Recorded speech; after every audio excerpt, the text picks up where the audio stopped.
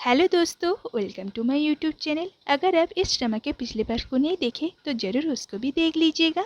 तो चलिए बिना किसी देरी के वीडियो को स्टार्ट करते हैं। तो जब बहुत वेट करने के बाद भी जांगयोन नहीं आता तो यंग उसे कॉल करती है और उसे इधर उधर ढूंढने लगती है। और रास्ते में जांगयोन उसे इस हालत में पड़ा मिलता है। ये तो पहले बहुत ज्यादा डर जाती है और फिर सुयंग को कॉल करती है और इसे हॉस्पिटल में एडमिट करती है। इधर जुआन के घर में हायोन जो ड्रंक होके आती है और कहती है तुमने डोर का पासवर्ड चेंज कर दिया क्या, ताकि मैं यहाँ पे जब चाहे ना आ सकूं। तुम बहुत ही मतलबी इंसान हो। फिर जुआन उसे सोफे में बैठाता है और कहता है तुम यहाँ पे क्यों आई हो। तो हायोन जो कहती है एक बात बताओ, मैं तुम्हारे लिए क्या मायने रखती हूँ, जूनियर मेडिसिन साथी या फिर जिसके साथ तुम मजे कर सको। तो जुआन कहता है ये सब क्या बच्चों ऐसी सवाल पूछ रहे हो। हायोन जो कहती है मैंने काम ही ऐसा किया है, मुझे पता है कि तुम्हें ईएन पर कोई भी दिलचस्पी नहीं है, फिर तुम उसके साथ क्यों दे रहे हो। अच्छा एक बात बताओ, इस बार मुझे कितना इंतजार करना पड़ेगा। तुम कहो तो मैं तुम्हारे लिए पूरी जिंदगी इंतजार कर सकती। जुआन कहते हैं तुम मेरे जैसे इंसान के लिए क्यों इंतजार करो, क्योंकि इससे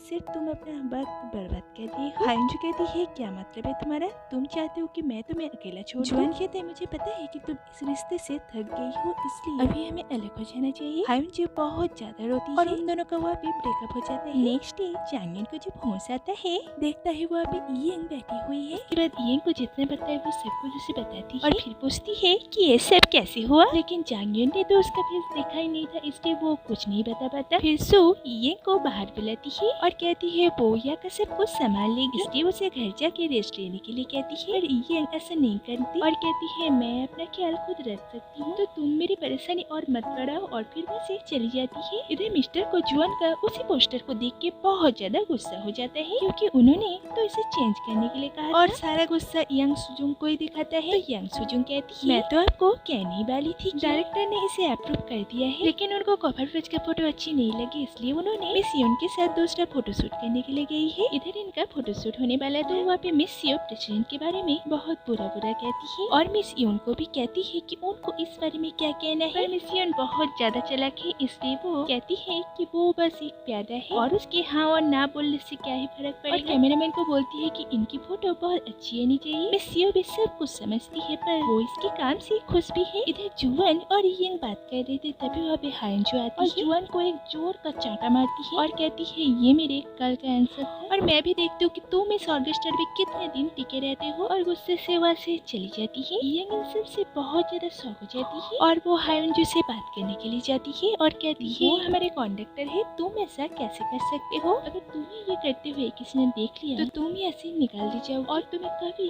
कहीं पे भी काम नहीं मिलेगा। हायोन जो कहती है ये सब तुम्हारी वजह से हुआ है, जरा सोचो कि तुम्हारे यहाँ पे आने के बाद क्या क्या हुआ है। अगर जुआन यहाँ से निकाल दिया गया तो उसकी जिम्मेदार तुम रहोगी। और फिर वहाँ से चली जाती है और यान भी अपने मन में सोचती है कि उसे यहाँ पे रहना चाहिए और नहीं, क्योंकि वो तो दूसरों को दुख पहुँचा रही है। और सोचती है क्या मैं फिर से मेले पकड़ सकती हूँ, क्योंकि मेरे हाथ तो खून से रंगे हुए हैं। इधर मिस्टर चोई जांगयोन से मिलने के लिए आता है। उसे लैंड का जितना भी चीज मिला है वो सब वो जांगयोन को देता है और कहता है सीसीटीवी में मैंने उस आदमी को देखा है जिसने तुम पर हमला किया है। वो आदमी हेलमेट पहना हुआ था, इसलिए उसका चेहरा नहीं देख पाया। वैसे कौन हो सकता है जो तुम्हें मारना चाह रहा है। और उसे गिल का फोटो दिखा के कहता है क्या ये हालत तुमने उसका किया है। जांगयोन कहता है हाँ। मिस्टर चोई कहते हैं तुम मुझसे मिलने से पहले मुझे क्यों नहीं बताया, अगर थोड़ी सी भी ज्यादा लग जाती तो तुम्हें ब्रेन हेमरेज भी हो सकता था। अगर तुम यही हरकत दोबारा किए तो मैं तुम्हारे पापा को सब कुछ कह दूंगा। और जांगयोन को ऐसे ही डांट के वो वहाँ से चला जाता है। बाहर जांगयोन की कैबिन से निकलती हुई सू उसे देख लेती है तो ये उसे कॉल करती है कॉन्फर्म होने के लिए कि ये वही है। लेकिन जब मिस्टर चोई सू को देखता है तो वो जोर जोर से उसकी हालचाल पूछने लगता है। सू इतना एम्बेरस हो जाता है कि वो उसे एक बैल्कनी में लेके आती है और कहती है तुम यहाँ पे क्यों आए हो,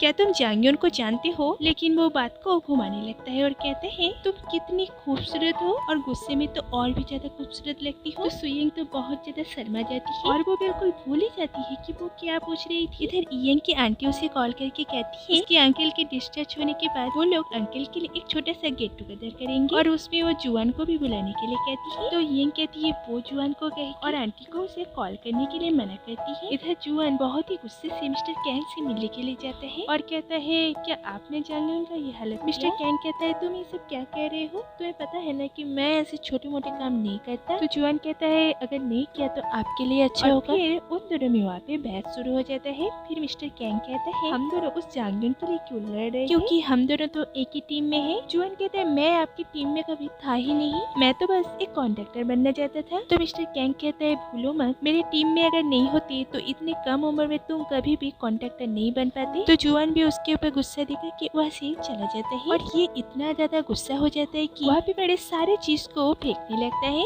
इधर जंग लैंड के चीजों को देख रहा था। एक पेज में उसे लैंड का हाथ ड्रॉ किया हुआ मिलता है और अपने भाई के बारे में सोचने लगता है और थोड़ा सा इमोशनल हो जाता है। ये चांगन के लिए खाना बना रही तो सूप में उसे नमक थोड़ी सी कम लग रही थी, इसलिए वो उसमें थोड़ा ज्यादा ही नमक डाल देती है और उसे पता भी नहीं चलती और इसी खाने को लेके वो चांगन के पास जाती है। पहले तो इस खाने को देख के चांगन बहुत खुश होता है, लेकिन वो जब उसे खाने लगते तो उसे सब कुछ समझ में आ जाता है। ईयंग भी टेस्ट करती है और देखती है कि उसमें बहुत ज्यादा नमक है, पर चांगन उसी खाने को ही खा लेता है क्योंकि ईयंग ने उसके लिए इतना प्यार से जो बना के लाई थी और इससे ईयंग भी बहुत खुश होती है। उसके बाद वो दोनों बाहर जाके बैठते हैं। बाहर चांगन उसे कहता है मैं 1 साल से तुम्हें बहुत नफरत करता आया हूँ, मुझे लगता था कि तुम याददाश्त भूलने की नाटक कर रही हो और अपनी जिंदगी मजे से काट रही हो जैसे कुछ हुआ ही ना हो, और मेरा भाई बेचारा तुम्हारे वजह से मर चुका है, इसलिए जब भी तुम मुझे अच्छी लगती थी मुझे ये सारी बातें याद आ जाता था। वो लड़की जो मेरे भाई को प्यार करती थी और अब उसे भूल गई, वो भला मुझे कैसे प्यार कर सकती थी। पर तुमसे मिलने के बाद मुझे पता चला कि तुम ऐसी लड़की नहीं हो, तुम्हारा नजदीक आता गया और मुझे पता ही नहीं चला। मैं अपने जज्बातों को दबाता रहा क्योंकि मैं इस बात को एक्सेप्ट नहीं करना चाहता था कि मैं तुम्हें पसंद करता हूँ, लेकिन उस दिन जब तुम वेयर हाउस में अकेली चली गई थी मुझे तब अपने जज्बातों का पता चला और मैंने अपना दिल का सुना और आज मैं तुम्हारे सामने हूँ। तो चांगन उसे अपने प्यार का इजहार करता है और इससे दोनों ही बहुत ज्यादा रोने लगती है। इधर दादी और जुआन वीडियो कॉल में बात करती है। दादी तो उनकी प्रैक्टिस वीडियो देख के बहुत खुश, तो वो जुआन को कहती है वो एक गाँव का है और आज वो मेहनत करके इतना दूर आया है, इसलिए उसे और भी ज्यादा मेहनत करना चाहिए ताकि वो म्यूजिक के दुनिया में और आगे बढ़ सके, और उसे बहुत सारा ब्लेसिंग दे के फोन कट कर देती है। लेकिन जुआन दादी की बात सुन के थोड़ा सा अपसेट हो जाता है क्योंकि उसे पता है कि वो आज जहाँ पे है वो सब कुछ उसकी मेहनत की वजह से नहीं है। तभी उन्हें ईयंग की आंटी कॉल करती है और उस दिन के खाने के लिए बुलाती है। इधर हॉस्पिटल में जांगयन सो गया था तो ईयंग उसके सर पे हाथ फेरती है, लेकिन जांगयन तो जगा हुआ था और वो ईयंग की हाथ पकड़ लेता है और कहता है मेरे लिए एक गाना गाओ, मुझसे भी बदतर गाओगी तो भी चलेगा। ईयंग कहते हैं ठीक है पर 10 मिनट के $10 लूंगी। जांगयन कहते हैं ठीक है पर गाना तब तक गाना होगा जब तक मैं सो नहीं जाता। उसके बाद ईयंग गाना गाती है और कुछ देर बाद जांगयन सो जाता है। उसके बाद वो लैंड की चीजों को देखने लगती है और उसे भी वो ड्रॉ किया हुआ हाथ दिखती है और उस हाथ को देख के उसे एक फ्लैशबैक याद आती है जहाँ पे लैंड उस हाथ को ड्रॉ कर रहा है और ईयंग के हाथ को उस ड्रॉ किया हुआ हाथ पर रख के कहता है ऐसा लग रहा है ना जैसे हम दोनों हाथ पकड़े हुए हैं। तो ईयंग कहती है कुछ भी, ये सब कहाँ से सीख के आए हो? लैंड कहता है क्यों, मेरे भाई ने सिखाया मुझे, और फिर दोनों में थोड़ी सी हंसी मजाक होती है। फ्लैशबैक से बाहर ईयंग रोने लगती है। नेक्स्ट डे सुबह जांगयन उसे बार बार कॉल करता है पर ईयंग का फोन नहीं लगता। तभी वहाँ पे ऑर्केस्ट्रा के कुछ मेंबर आते हैं और जांगयन के लिए वहाँ पे एक परफॉर्म करता है। फिर जांगयन से थोड़ा सा हालचाल पूछने के बाद वह से चला जाता है। तो जांगयन जेनी को रोक के कहता है ईयंग कहाँ पर है, तुम्हें पता है क्या? मैं सुबह से उसे कॉल कर रहा हूँ पर उसका फोन नहीं लग रहा है, ऑर्केस्ट्रा में कुछ हुआ है क्या? जेनी कहती है मुझे तो ऐसा कुछ पता नहीं है। तभी चोई कहती है मैंने सुना है कि ईयंग ऑर्केस्ट्रा छोड़ रही है, लेकिन जेनी उसे रोक के वहाँ से लेके जाती है। और ये सब सुनने के बाद तो जांगयन और भी ज्यादा परेशान हो जाता है। इधर दिखाई जाता है ईयंग पुलिस स्टेशन आई है भी अपने आप को अरेस्ट करवाने के लिए, क्योंकि उसका कहना था कि उसने लैंड को फोन किया है और उसे अपने पापों का सजा मिलना चाहिए। पुलिस ऑफिसर तो उसकी ऐसी बातें सुन के बहुत ज्यादा शॉक हो जाता है। बहुत बार मना करने के बाद भी जब ईयंग वहाँ से नहीं जाती तब वो मिस्टर कैंग को कॉल करके सारी बात बताता है। मिस्टर कैंग कहता है क्या वो वहाँ पे पहुँच गए, उसे जल्दी से वहाँ से भगाओ। तो पुलिस ऑफिसर भी वही कहता है और कहता है 1 साल पहले ये केस बंद हो गया है और गुनहगार सजा भी काट चुका है, इसलिए ये केस दोबारा चालू नहीं हो सकता। इधर जांगयन तो उसे हर जगह ढूंढने लगता है पर ईयंग उसे कहीं भी नहीं मिलता और उसका फोन भी नहीं लग रहा था। इधर ईयंग हॉस्पिटल में अंकल के पास आती है और वहाँ पे उसे पता चलता है कि आंटी जुआन को घर पे बुला ली है और सभी इस बात को लेके बहुत खुश है। ईयंग थोड़ा सा अपसेट थी और ये बात सो नोटिस करती है। इधर जांगयन फिर से गिल का पीछा करता है और देखता है कि गिल किसी के कार में गया है और वो भी उस कार की पीछा करता है। एक प्लेस में गिल जांगयुन उस कार से उतर जाता है और वो जिससे वहाँ पे मिलने के लिए आया है और कोई नहीं उसके पापा है और उनके साथ मिस्टर चोई भी है। तो उनके जाने के बाद वो गिल के सामने आता है और पूछता है कि तुम मेरे पापा से क्यों मिले थे। तो गिल कहते तुम अपने पापा से क्यों नहीं पूछ ले। फिर जांगयुन पूछता है क्या कल तुम इयंग से मिले थे या तुमने उसे कहीं भी छुपा के रखा है। तो गिल कहता है मैं भला ऐसा क्यों करूँगा, मुझे लगता है वो तुम्हें छोड़ के चली गई